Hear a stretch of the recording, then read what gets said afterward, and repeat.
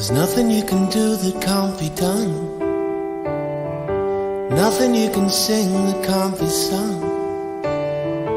Nothing you can say, but you can learn how to play the game. It's easy. Nothing you can make that can't be made. No one you can save that can't be saved. Nothing you can do, but you can learn how to be you in time. It's easy. All you need is love. All you need is love. All you need is love. Love. Love is all you need.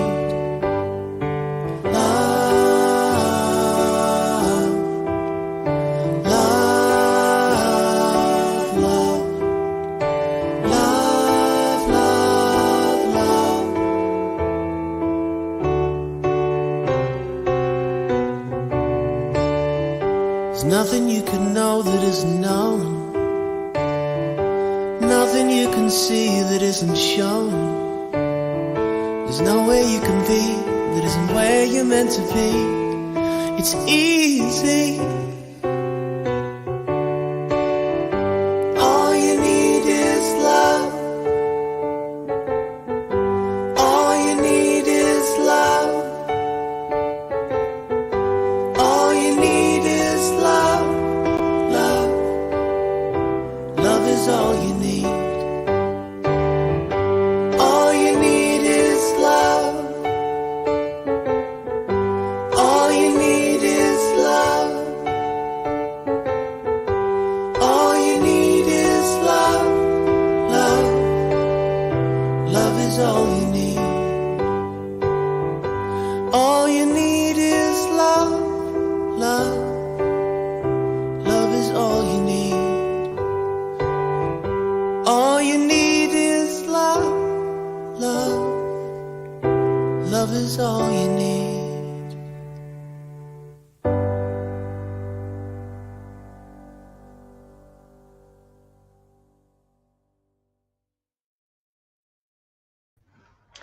Good afternoon, parents. Thank you for joining us this afternoon for this presentation, this webinar, all about digital awareness and e-safety.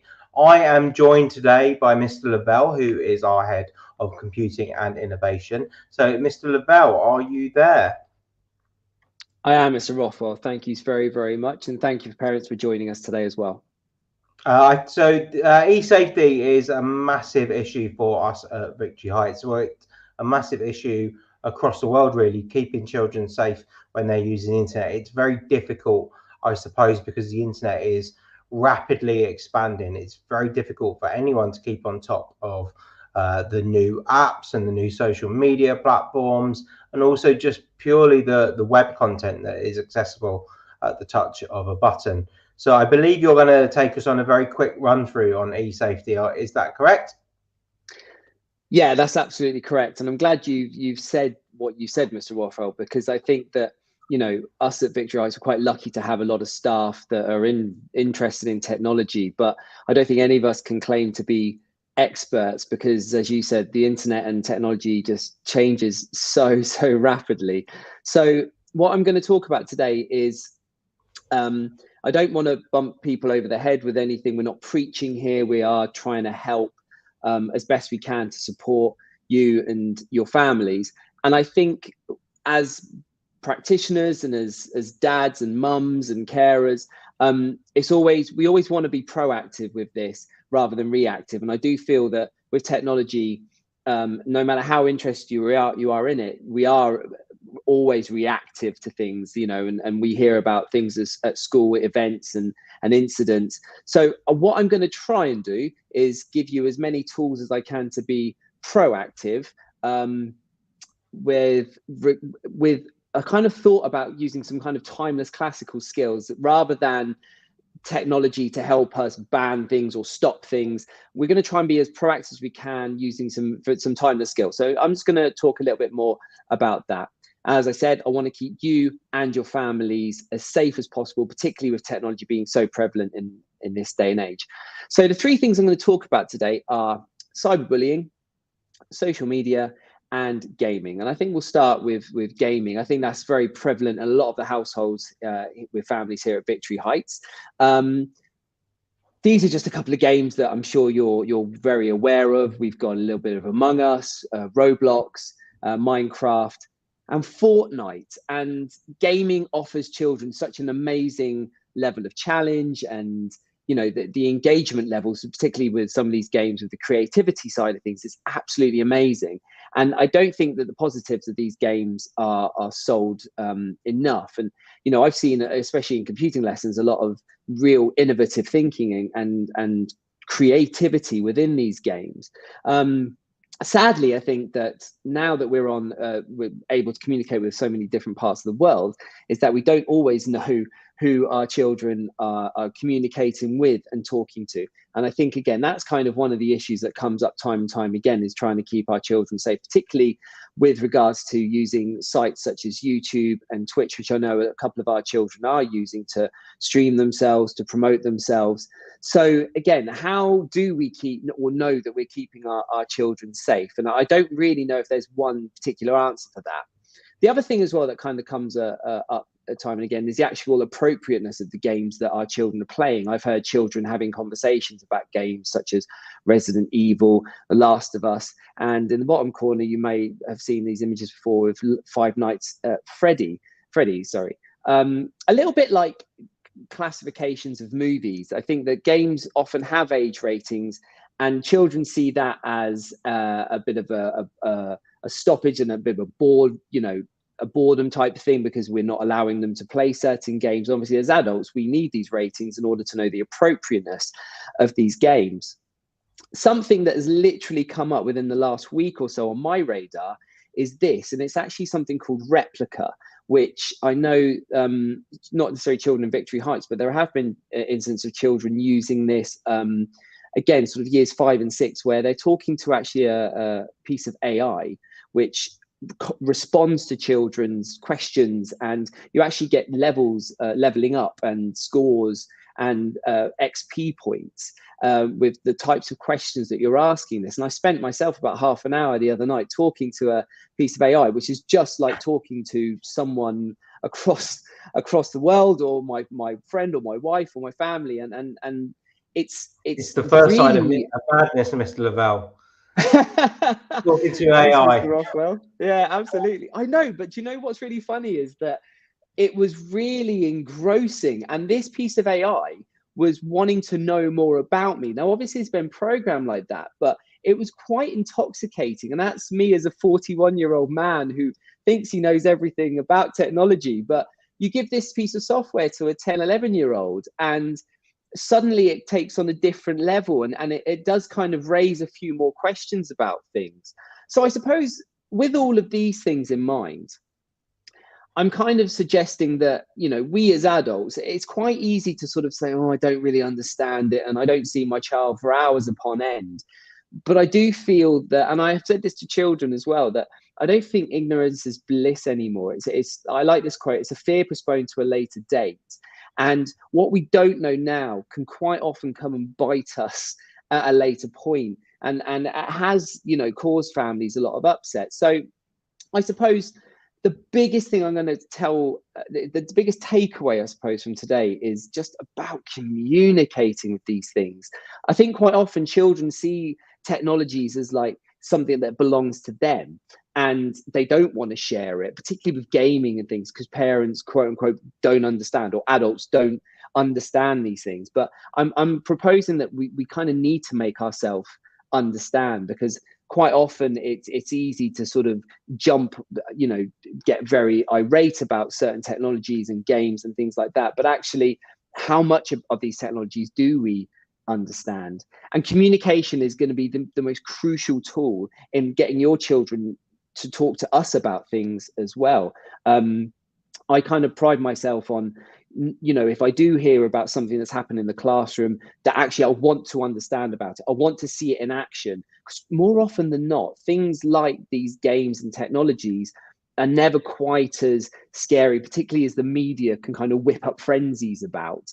In my experience, I've seen very little that would probably shock me in the way of what these technologies are about. And once you play them or use them or understand them, you're sort of thinking, oh, is that it? But if you don't know about it, then quite often than not, it's the fear of the unknown is a little bit more daunting than the actual thing itself, if that makes sense.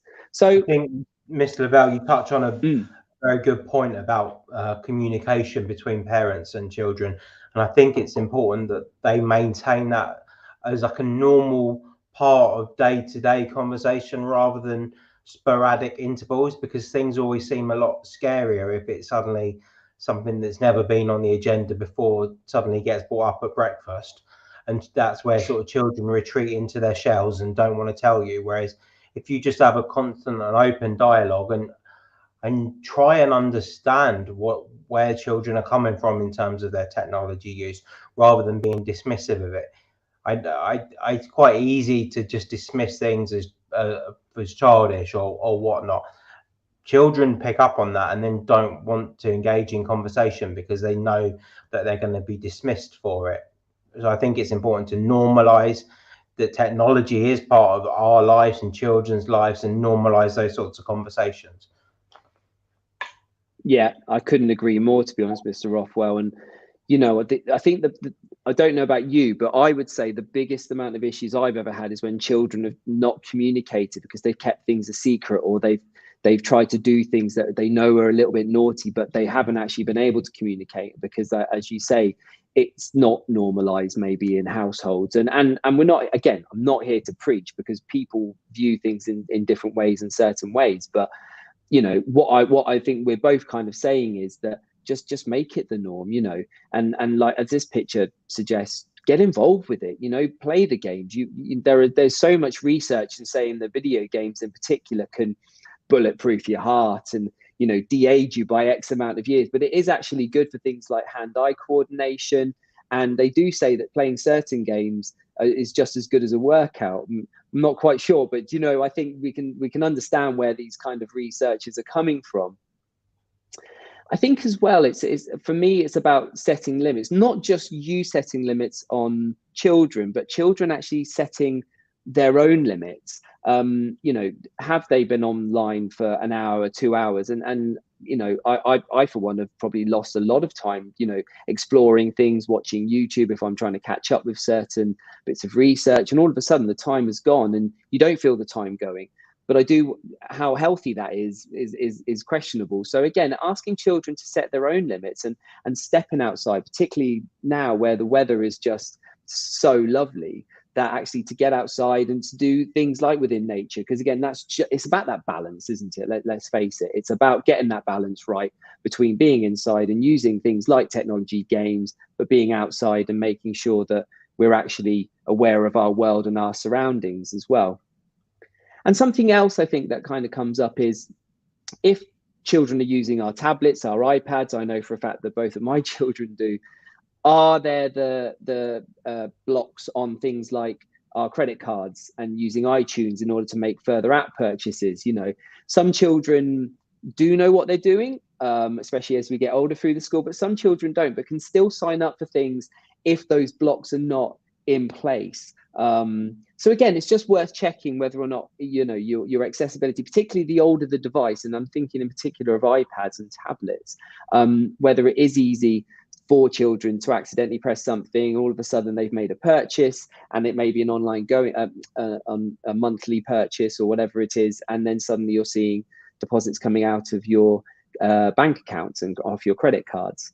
Yeah, I think the big tech companies now are pretty good at making sure that you have to explicitly opt in to allow yourself to make in-app purchases. And I think it is important to point out to parents that a lot of content now, a lot of games that are on tablets and phones are reliant on income through in-app purchases. I think you get so many things that are free. They're free to start with, but then you can buy power-ups and all things like that. And that is where these companies make their vast amounts of money. And I've just seen that Activision have been sold to Microsoft for $64 billion. So obviously it is a very lucrative market. But yeah, make sure that if there is an option to turn off downloadable content purchase, that you have that enabled, else children can easily rack up quite a large bill. Yeah, and as I said, it's not always on purpose. It's sometimes I know for a fact that my children have pressed something, all of a sudden they've gone to a link, and it's very, very easily done. So it's just worth checking. And the other thing I think we can do, I'm not necessarily the biggest advocate of this, but it is important that we do have things like firewall set up and some kind of filters going on. So one easy win that we can do is just to contact your internet ISP provider and just speak to them about setting up some parental locks and filters. And again, even if you're not familiar with this on how to do it yourself, if you give them a call, they are very much willing to help and support with this as well. And as I said, again, it's an easy win if you are looking just to put some kind of filters on content and whatnot as well. So the next thing I want to talk about is cyberbullying. Now, this is the definition that we have here, and most schools I think would have, is an ongoing amount of bullying, be it through social media, through messaging, through photos, and through emails. And I think the important word is the kind of prolonged. No one ever wants to face anything like this, but sometimes children make mistakes and they do silly things and they're very sorry straight away. And I think the cyberbullying that kind of we're thinking about is the prolonged attacking and bullying of children. This can take the form, as I said, of putting things onto social media, and quite often as well, sharing images. Now, we haven't had an incident like this for a while, or any time that I'm aware of, Mr. Rothwell. Has anything happened before my time here? There have been relatively isolated incidents, yeah. And I would say that they are more, as you described, yeah, on the lighter side of things, and then they're not prolonged. Great. Okay. Well, that's good to hear. I think the scary thing for me about cyberbullying is with the internet, it's just scary how things can kind of increase very, very quickly, particularly the sharing of things like images, because obviously we are a social media world now, and everything can happen very, very quickly. And what starts with one person sharing something can very quickly escalate into lots of people receiving this. Now, again, I am painting the sort of worst case scenario, but it is just worth considering, again, if this does happen. And one of the things that I know, again, referring back to what I said earlier, it's very easy for children to keep things to themselves. And I think it's very easy for us to fly off the handle and get very cross because it's quite an incendiary type event to happen. I think the main thing is to keep calm and save evidence. Without evidence, it's very, very hard to prove anything and to do anything unless it has been saved from your point of view. And again, I bring up communication as well, because for children who would go through this kind of thing and be very, very difficult to talk about, if they see or if they know that you would get cross at it, it might be even trickier. So again, it's about having those open lines of communication that Mr. Rothwell said earlier, and those open lines of dialogue, and children knowing that they can come and speak to you about these things. I also think that understanding plays a huge, huge part in this. And the reason I say that is because at some point, we're going to have some parents whose children are the victim, but there will be some children who are also the perpetrators. And we all like to think, oh, my child would never do this. But some parents' children will be. So again, it's about having an understanding, I think, on both sides. I think that if our children have been doing the bullying, it's just as important to be understanding as those that are being bullied. And I think that's just something to consider. And again, just knowing that if someone has been doing this to another child, that they can talk to you about it as well and understand why it's wrong and why it's, something that needs addressing as well. I think, Mr. Lavelle, with cyberbullying, one of the sort of the scary things for me is that it's really easy to access. It's really easy to do. It's whereas traditional forms of bullying that perhaps we would have been familiar with, things like you have to sort of brave up and front up to children and go and bully them and be in their face. Whereas stuck behind a keyboard, you can become almost anyone you want, and you can bully people remotely, and you don't have to worry about the fact that you might be smaller or whatnot. You can be quite vicious, and be completely sort of safe in your own bubble, and be vicious outwardly. Yeah, I completely agree with you. I mean, you know, on something slightly different, you see the amount of celebrities that get, I suppose, cyberbullied, you know, because these, as you say, the anonymity that is offered to people to kind of create photos and memes and comments, and it's the ease of it, like you say, which is, it's scary. But I think that's where we as a school and as teachers and educators need to kind of step up as well, and obviously kind of promote, you know, how you would behave in the kind of quote unquote real world is no different to how you behave in the digital world. And we do a lot of work like that as well. But obviously that can come from home as well. And I'm going to talk in a little bit about, you know, children kind of, we being mirrors, with regards, moving on to social media.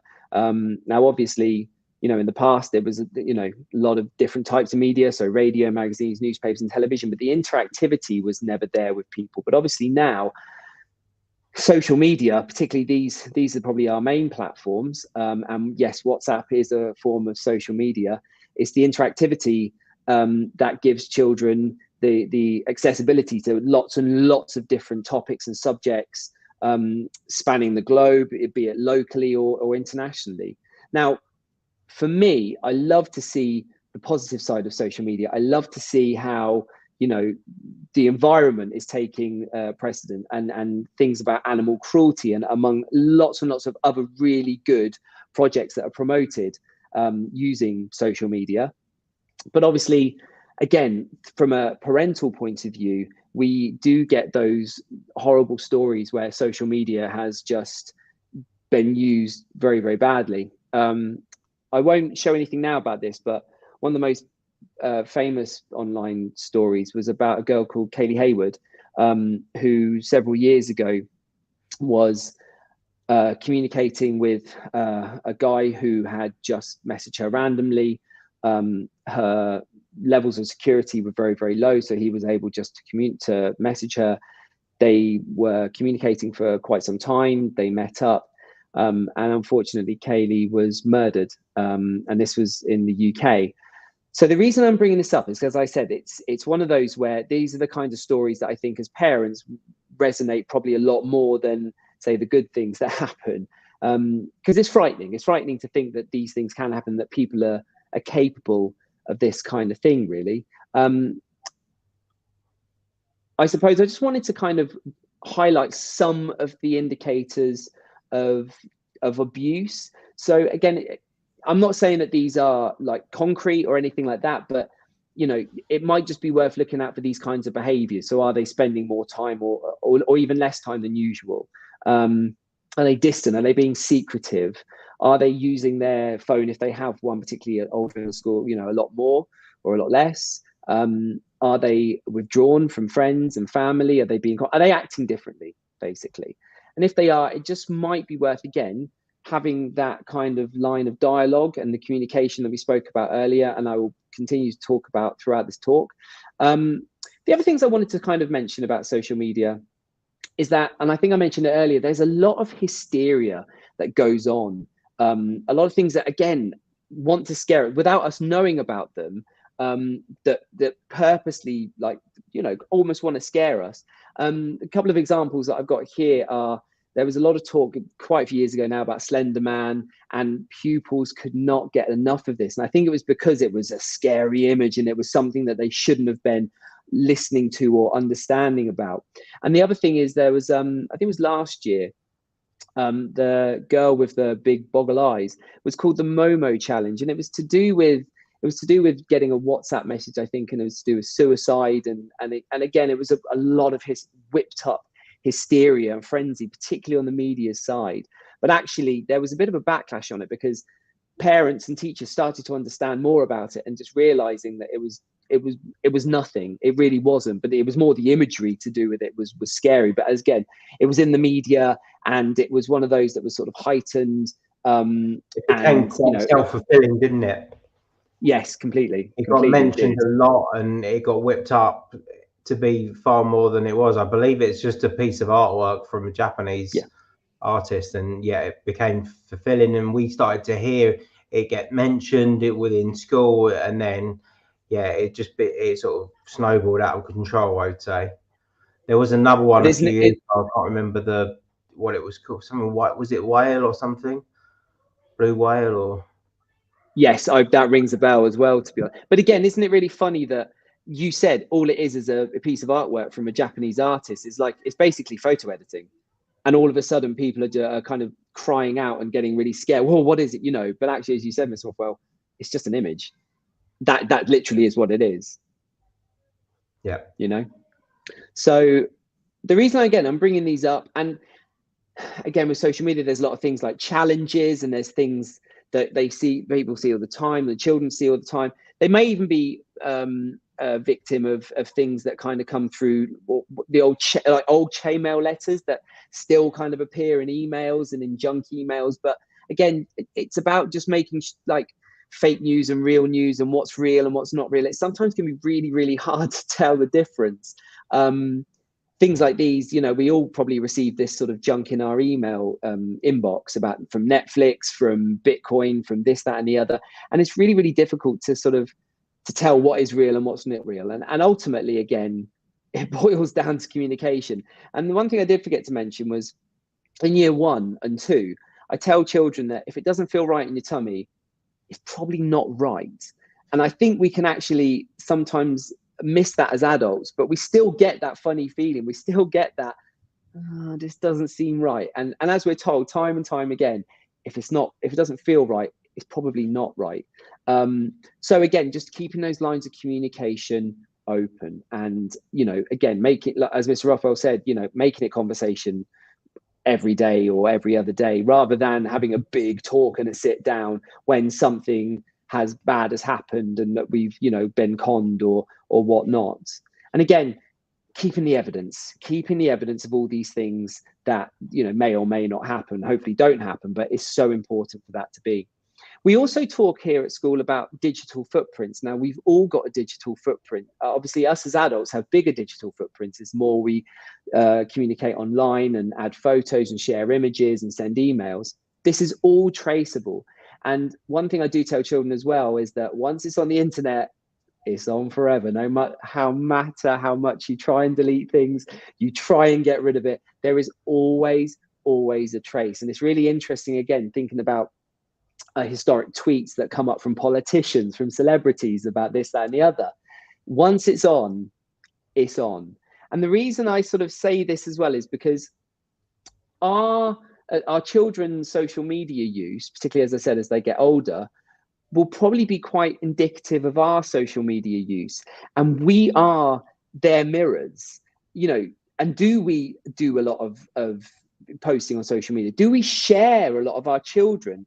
There's a term that's kind of come out the last couple of years called sharenting, which is us actually sharing our children's images and our children's work and whatnot.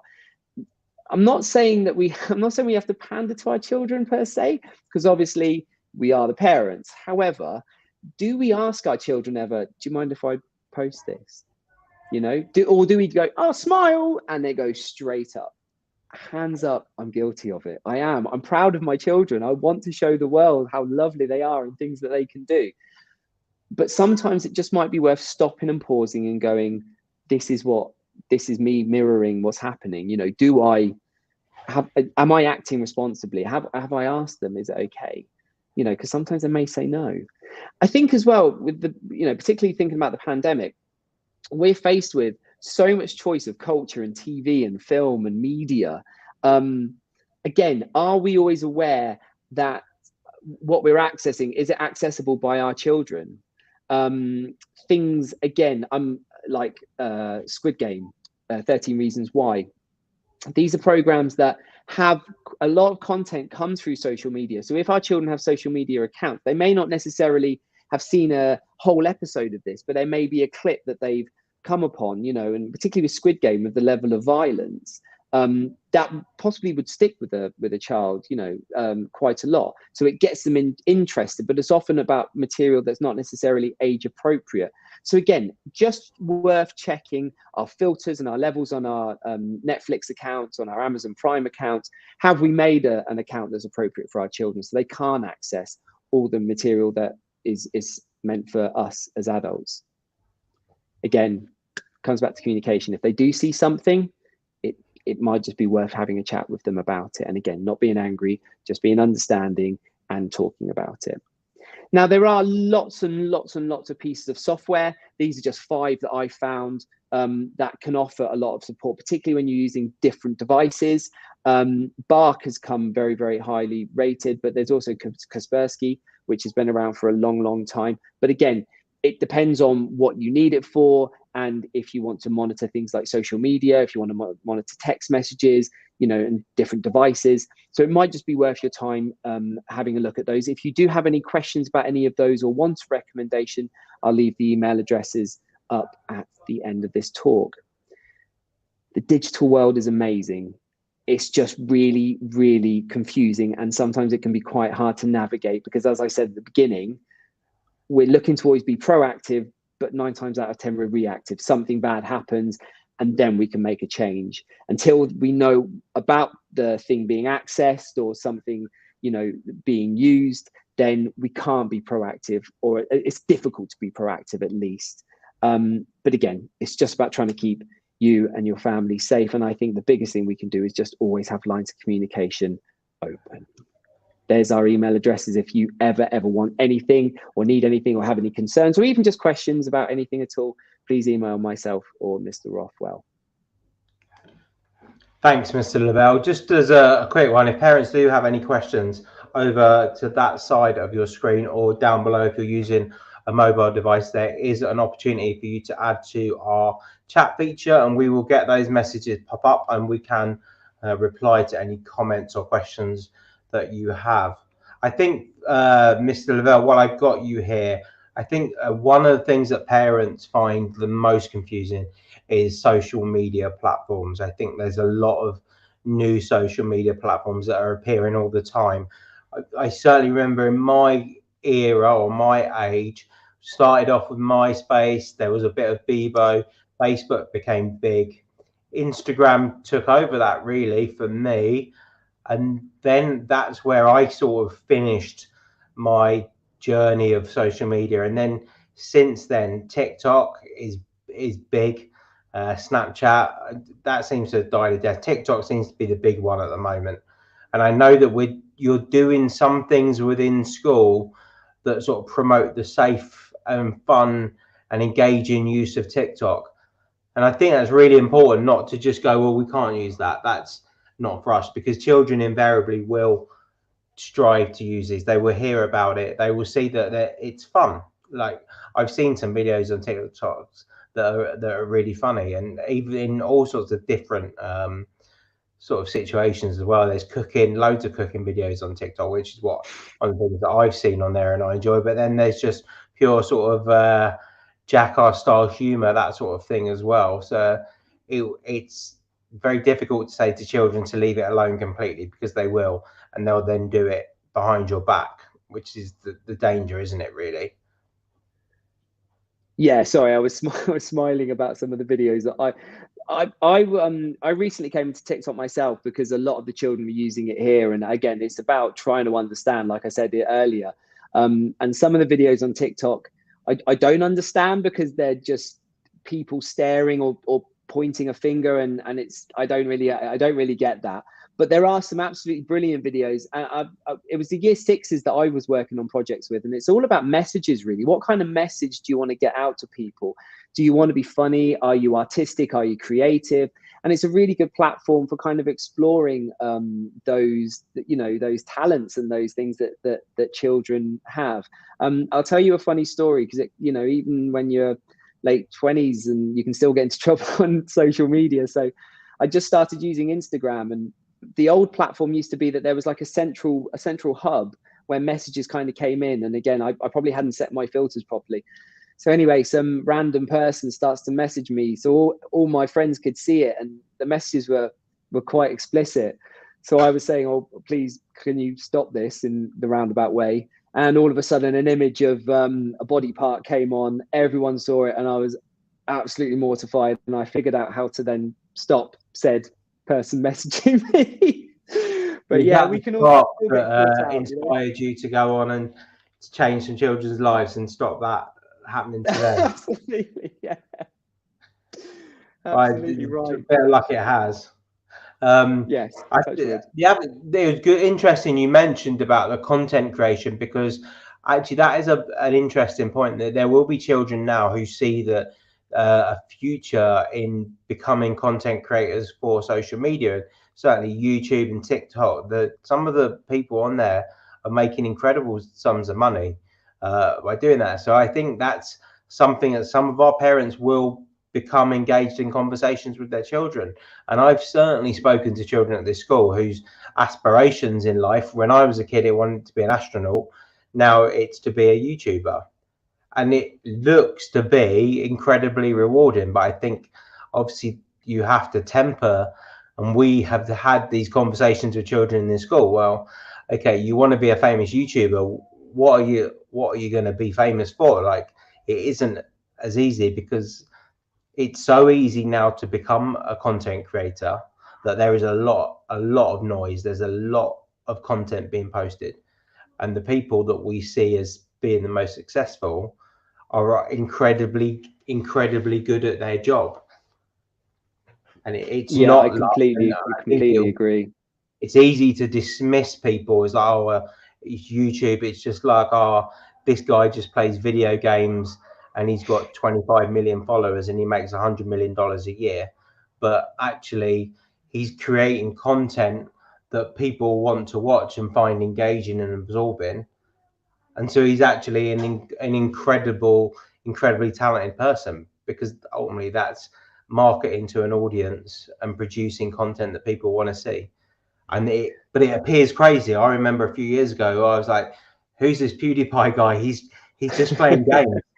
And all of the kids at school you say, what do you want to do in today's lesson? Can we watch PewDiePie videos? Like, well, no, that's not how school works. But who is this guy? And now I've come to realize that actually these are incredibly talented people who are successful, not through luck, because there is so much noise on the internet that you have to be so talented at your job. And the production values of what I see on YouTube now are up there with like high quality movies and television. Like, it isn't now a case of a webcam above a monitor like we're doing here. It's multiple cameras, people who work for you filming it, sound quality is excellent. But again, like I said, parents will have this conversation.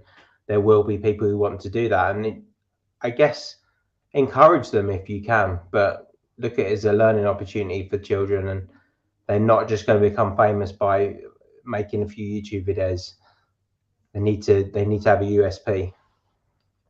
I completely agree with everything you said there. I think there's a few examples that come to mind. So the Paul brothers, I think Logan Paul, again, like you said, they're extremely talented. And it's only when you start to research what they're about and what they do, is the amount of work it's the work ethic and the level of effort it takes to get to that level of YouTuber, where, as you say, you've got X amount of million followers and whatnot, that it becomes a brand, and it becomes a real difficult platform to make money on, because even if you got the followers, you still need people to do X, Y, and Z, and you still need to put in so many hours, and it's extremely difficult. But again, talking about was it Logan Paul or I can't remember which one it was, but seeing the body in the woods, he felt like he had to take it to that extreme, and that's where the backlash came, because he was trying to push that content. He was trying to kind of almost one up everybody else. Yeah. The competition, and it's vicious as well. So kind of it's getting that balance between understanding how difficult it is and how much work you have to put in, but then also understanding your audience, and it doesn't have to be that kind of extreme visceral sort of thing. It can just be very thoughtful, and that's again what we were trying to promote to our year sixes with the TikTok videos. Yeah, I think these YouTubers have a responsibility that comes from the fact that they are now public figures. If you put yourself in the public eye, you have to be responsible. But yeah, certainly what you mentioned about the working hard. I've followed YouTubers who will post hundreds and hundreds and hundreds of videos for very few views, but it's about that point where you maybe make a video that goes viral, and then you get the traction, and you've got to be prepared. Some of these people are putting 500 videos that are getting 50 views, and the effort to reward ratio is nil. But it's about constantly developing your craft. Certainly if you make 500 videos, you become significantly better at producing videos than you would have been at the start, and then you hit lucky. And then there are these other characters who are incredibly talented in professions outside of YouTube, who've come into YouTube. There's a guy that I've watched called Mark Rober, and he used to be a scientist at NASA, an incredibly talented guy, a PhD, a scientist at NASA. He led on the Curiosity rover for 7 years, but now he's way more famous for his YouTube, because he makes these devices where, in America, where you get things from Amazon left on your doorstep, and instead of like knocking on the door, they just leave them on the doorstep. And then there's this concept of porch pirates who come and steal parcels from you. And this guy Mark Rober, he basically he did some 3D printing and all of that, made the box, and then when they open it, it basically shot like glitter, and it sprayed spark spray, it filmed them, it did sirens, and he's gone through multiple iterations. It's really a really cool video to check out. But that's amazing. A guy who was a NASA scientist who's then become a YouTuber. I think he's got around about 10 million followers. But yeah, so that's incredible. Wow. check him out tonight. Well, it looks like we haven't got any questions. I'm going to take that as a sign that we've covered between us everything that people want to know about eSafety. But like you said, I'll put this up on the screen again. If anyone does have any further questions, feel free to email either of us, and we will be able to answer your questions, hopefully. And like you said, Gerard, there is no need to feel scared of the internet or your child's internet use, but it is purposeful to remain aware of what they're doing, aware of the sort of things that they could be accessing. Remember as well, parents, you have access to our national online safety platform, and perhaps after this message we will share again for you, and you can sign up to that. And there are lots of videos about individual pieces of technology that you can check out. And I think you've used that site a lot as well, haven't you, Gerard, to upskill you on certain things, because like you said, it is difficult keeping on top of new platforms that get released. There's all sorts that come out on almost daily basis, so parents would be wise to sign up for that. Yeah, I completely agree with that. Even this week I've looked at 2 different talks. One was about just to keep abreast of the changes in digital security and safety, and another one was on horror video games and how that can affect children. So actually I've used it quite a lot this week, particularly when researching this talk. So yeah, it's a really, really valuable resource. Perfect. Okay, well then I will bid everyone farewell. So goodbye from me. You meant to say goodbye from me. I did. Thank you so much. See you later, everybody. Bye bye.